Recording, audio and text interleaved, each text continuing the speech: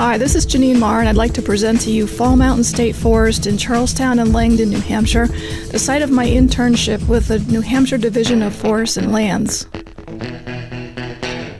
Fall Mountain State Forest is approximately 950 acres of forested mountain with 3 named and 1 unnamed ponds, streams, and a variety of forest types, including the northernmost known location for the Appalachian oak pine forest type, and an exemplary community of rich Appalachian oak rocky woods, which is home to 2 threatened species, the fern-leaved false foxglove and the American cancer root. The American cancer root is a favorite of the black bear in the central Appalachian region of the country.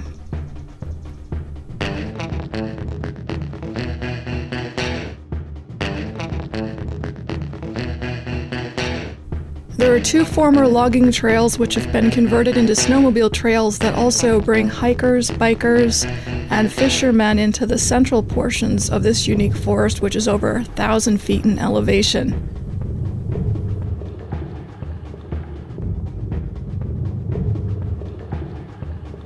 The state acquired the property in 2005 from the Nature Conservancy, who maintains an easement on the property. It purchased the land from the New England Power Company in 2004 to protect the endangered northeastern bulrush.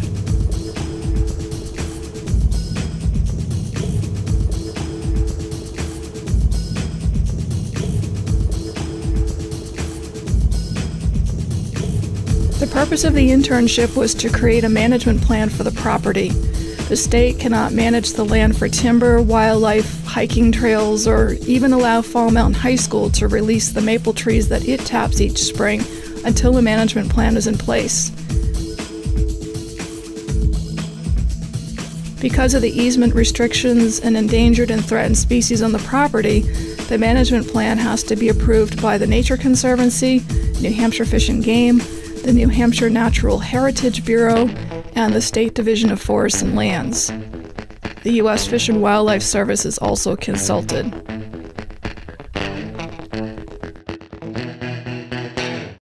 This internship gave me an opportunity to further my skills in research, deeds, boundaries, endangered and invasive species documentation, and working with a myriad of agencies and departments at the state level.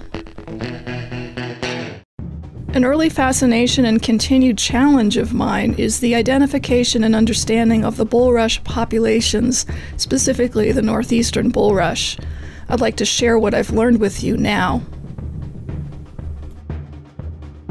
The northeastern bulrush, Scirpus ancestrocatus, exists in 9 locations in New Hampshire, and 5 of them are at the Fall Mountain State Forest. I decided to try and find one of those populations and document its plant numbers for the management plan. Little did I know, but the northeastern bulrush is very hard to identify, especially in winter. It's best found in late summer when the fruiting heads can be assessed for their spur-like growths. I set out on snowshoes across North Pond, hopeful that I would find the endangered plant that so many other nature enthusiasts have yet to see. I found plenty of other bulrushes, and the farther west I went, the more I began to hope that I'd see the elusive northeastern bulrush, a slightly more delicate plant, and one with drooping seed heads. The pond was frequented by coyote and deer tracks each occasion I went on my bulrush excursions.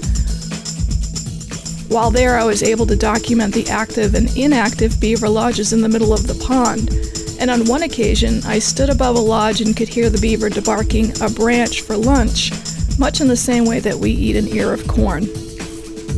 Each time I went in search of the bulrush, I took photos which I sent to my supervisor and the Natural Heritage Bureau, who had documented the populations in 2006. And each time, the results were inconclusive. Without the flowering seed heads, a definitive identification cannot be made. I continued to research the plant and learned that the reason the plant was listed as endangered federally in 1991 was because of its habitat becoming increasingly dredged and filled for development. The The plant, which is a member of the sedge family, prefers an acidic to slightly alkaline pH in a wetland ecosystem with varying water levels. Very little is known about the complete life cycle of this plant, and more research is clearly needed. Threats to the bulrush population include agricultural runoff, logging, sedimentation, compaction, invasive species, natural succession of the environment, herbivore predation, and fire.